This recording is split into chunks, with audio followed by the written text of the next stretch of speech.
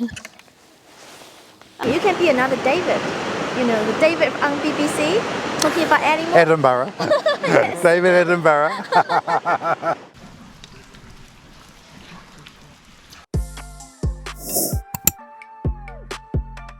Hello travel buddies! Today marks our second and last day in Auckland. Just a reminder, we've dedicated a mere week to explore New Zealand. Our plan today is to visit the Hobbiton movie set, a 2-hour drive from our base at the M Social Hotel. We're part of the cozy ensemble of 10, embarking on the small group Hobbiton and a Waitomo day tour with lunch from Auckland. Our passage was secured through bushandbeach.co.nz, and Damien will be our trusty guide for the day. As we draw nearer, the quaint charm of the Hobbiton village is beginning to envelop us. Hold on, we've not quite reached the Hobbiton movie set. This is just a souvenir shop. To actually set foot in Hobbiton, we will need to catch the dedicated bus, conveniently departing every 10 minutes. Let's pop into the shop for a gander. I'm quite taken with these statues. They're incredibly realistic.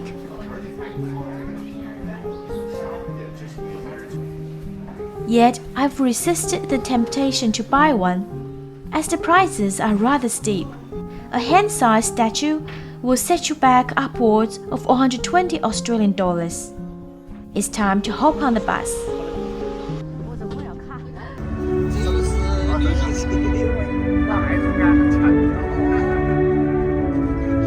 That's Peter Jackson, the mastermind director behind the Hobbiton movies. Rumor has it, the whole landscape around us was a grand stage for the films. Arrived at the set, I'm eager to see the Hobbiton holds. Just look at the view. It perfectly captures the essence of Hobbiton, just as we've seen in the films. Nestled in the rural splendor of Matamata, New Zealand's Waikato region, these Hobbiton sets sprang to life on the Alexander family's pastoral land. The location was selected for its undulating hills and pristine scenery, which bore a striking resemblance to Tolkien's Shire. The set's construction commenced in 1999. Wow, the set is meticulously crafted with details that really make it authentic, including hobbit holes, flourishing gardens, and other structures that vividly evoke the spirit of the Shire.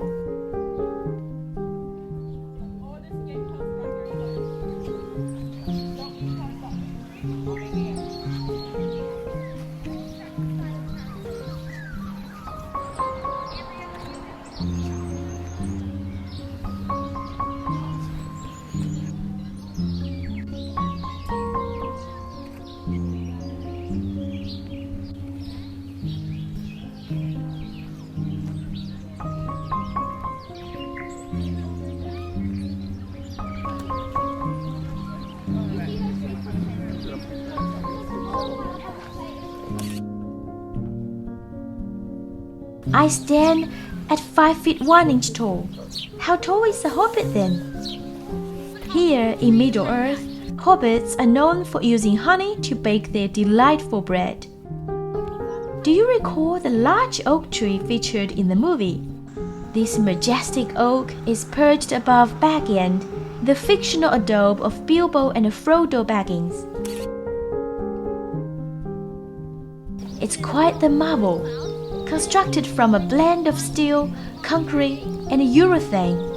What's more, its foliage is an assembly of 400,000 leaves, each one imported from Taiwan and meticulously painted and affixed individually to create its lush canopy.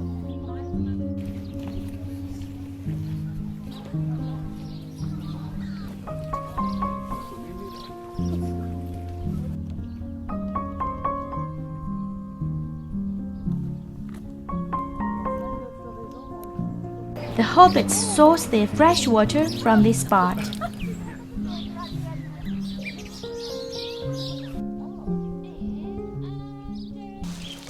Welcome to my home. I'll check whether I have mails. Oh no, I can't because it's sealed. I just finished my laundry. I just hand them there. Ah, look at my plants. I just give them water. They're so prosperous. Now I'm just checking my email. No, mail. Oh, no. I guess I don't have any bill to pay.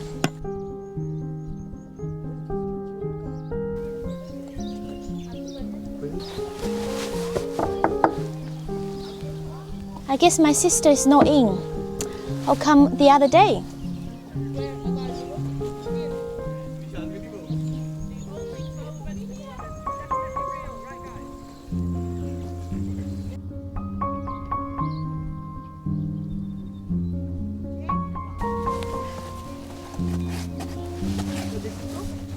I'll see whether my brother is in today.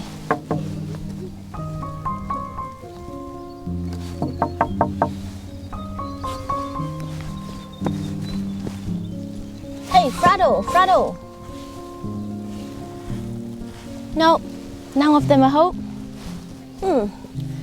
I'm taller than my brother, but I'm still Hobbit. I'm Hobbit young. Hey, I made them. You want to try some? These eggs are pretty delicious.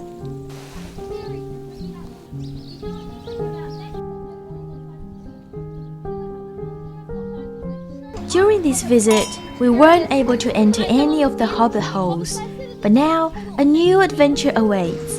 Doors have been opened, inviting visitors to step inside and discover the charming adobe of a typical hobbit family. It seems we're due for a return visit to fully experience this new aspect of the tour.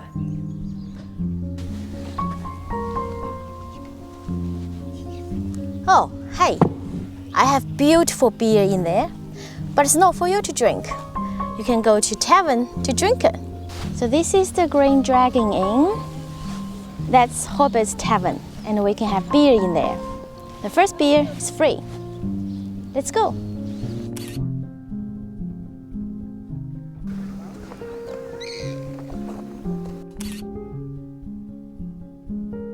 This bridge is man-made, but I think all the good movies are set in the Mother Nature.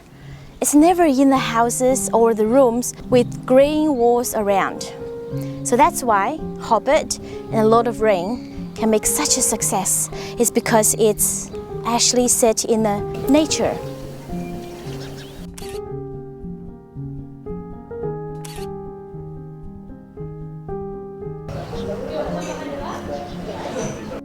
Each of us received a cup of free ginger beer.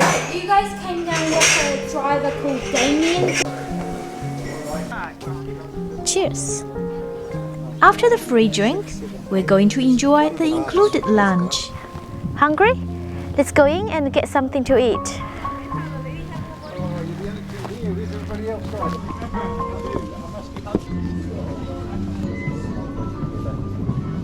Anywhere on here, please?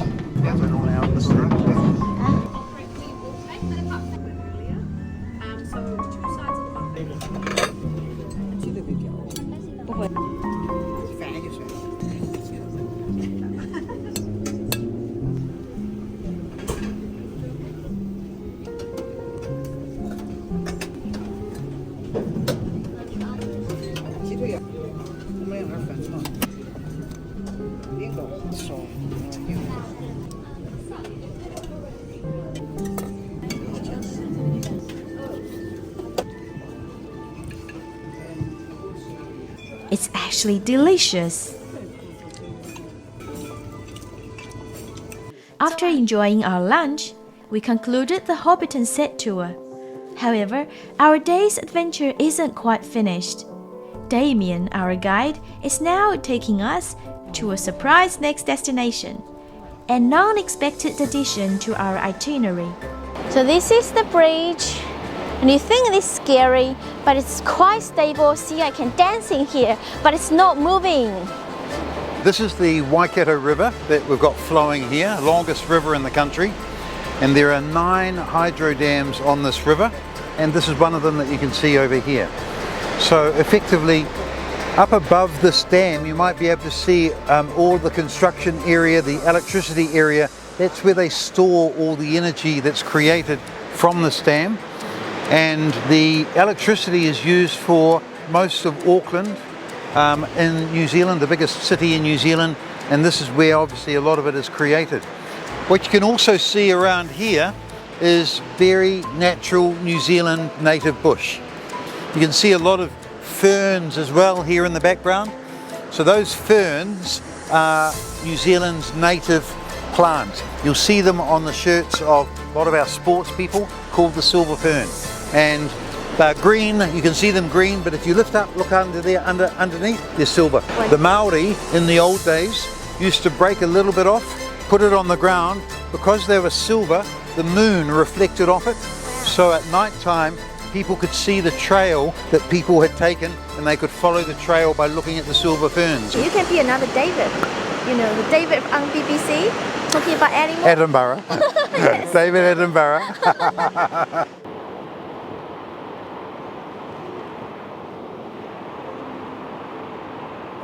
In our rivers, like the one you've just seen, the only real fish that they had there that was worth catching were eels. The eels in New Zealand can be really long and really big, really fat. Yeah. And when you're wanting to feed a whole tribe of people, you obviously got to try and catch big fish, and a lot of them. This is how they caught eels in those days. Very, very strong. You'll never break it. Made of lots of fibers. You can see the fibers. It's all lots and lots of little fibers.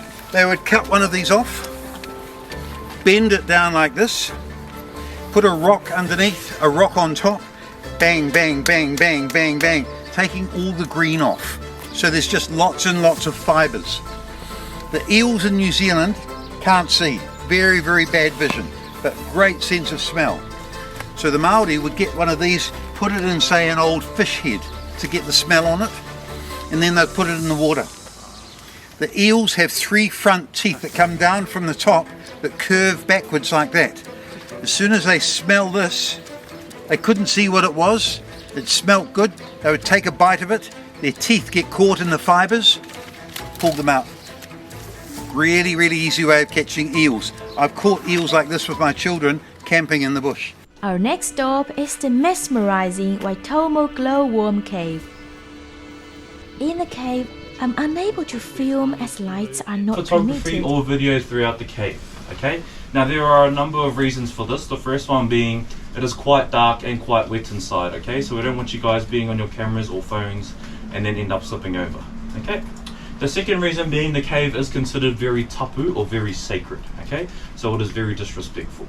But don't worry, I'll be letting you guys take photos at the end of our tour and our boat ride, so don't worry about that. Now let's record the sounds and atmosphere we experienced during the boat ride in the cave.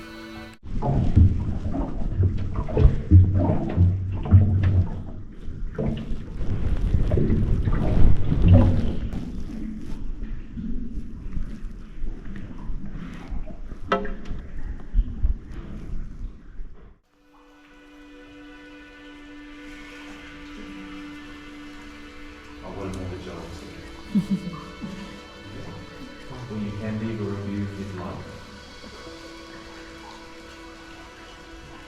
I wish you guys all the best day.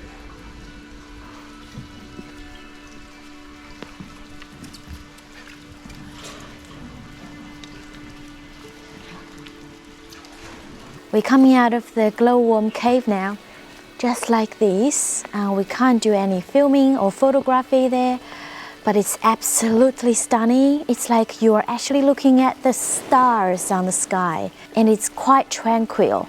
And you can see it's quite raining now, but it's not raining, it's so moist.